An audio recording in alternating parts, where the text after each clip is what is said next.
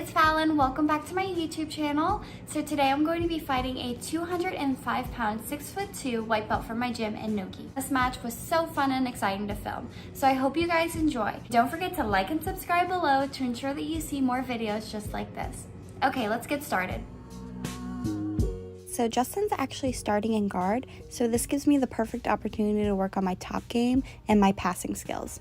And as you see here, we're both fighting for that underhook as I pass, because if he gets it, he can potentially take my back, and if I get it, I'll secure that side control position much better. He's turning into me, so I'm going to rotate to an arm bar, but he actually balls up kind of weirdly where I can't finish it. So he goes to stand up, and right away I'm going to sprawl my hips out and try to take the back because he was standing up kind of straight.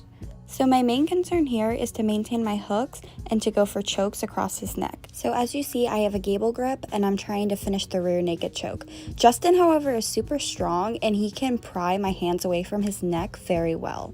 So from here he goes to the floor, which is a very smart idea because it's easier to escape back control while you're on the floor rather than standing up. Then he does exactly what he should and hip escapes across my leg to get out. So right away I try to sit up and take the mount position. However, once again, he does a very good job at balling up, which allows him to get half guard on me.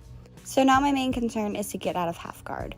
So I am going to knee slice across his hip area to ensure side control. And I've said this once before, but I do not like staying in side control for very long. So I automatically go straight to north-south and start fishing for a kimura. And I don't feel it's very secure, so I go right back to regular side control, put my arm around the neck to fake some type of guillotine so he pushes into me so I can potentially go for that arm bar rotation that I like to do.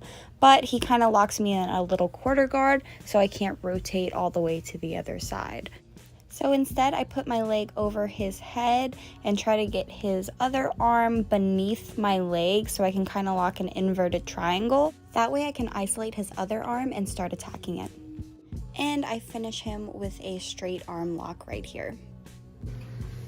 Nice.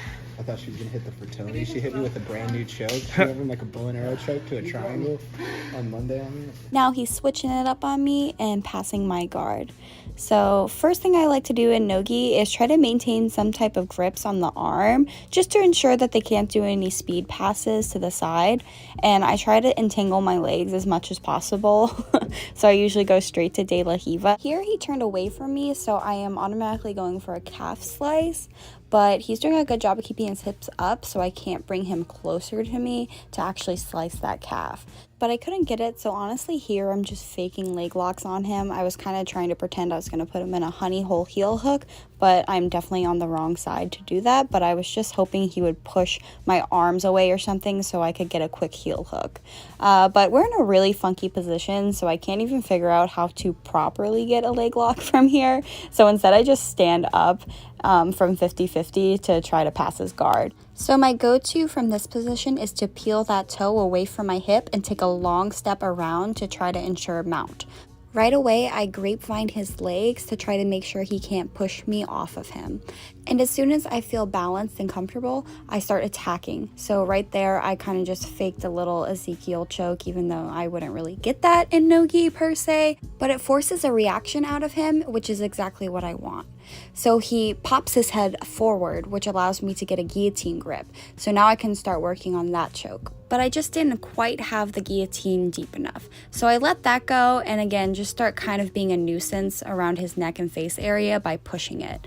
So anytime someone is trying to push my hips up and get their knees underneath me to get back some type of guard, I have a lot of luck by just kind of grabbing both sides of the head and pulling his neck upward. So now I windshield wiper my leg to the outside to get knee on belly. From here, I'm going to do my favorite armbar rotation to the opposite side, which I actually just did a YouTube short on teaching this position, so go check that out too. Like I said, this is my favorite armbar position, so I feel like people at my gym are usually ready for it because I do it so much. So he's cupping his inside of his thigh and rocking back and forth to escape and come on top. So what I have to do here is really make my outside leg very heavy across his face so he physically can't do a sit-up motion. And now I am just working on that arm, cupping his inner thigh. So I have to get as close to the wrist as possible because that's going to be his weakest point to break his grip and get this armbar successfully. Okay, so it looks like he's going to take the passing approach once again, so I am left to play guard, which I absolutely never mind. I kind of prefer it. So once again, you see me grabbing the wrist grip and trying to entangle my legs with my De La Hiva. My inside leg was a little overextended, so I was nervous that he was going to attack a knee bar, so I was trying to keep it tucked. He tries to run away, so right away I try to stand up and take the back. So right off the bat, what we need to do is start attacking the neck. He's starting to peel my feet to try to get rid of my hooks, that way he can escape the back. From here, as you see, the arm that goes around the neck always needs to be the top arm.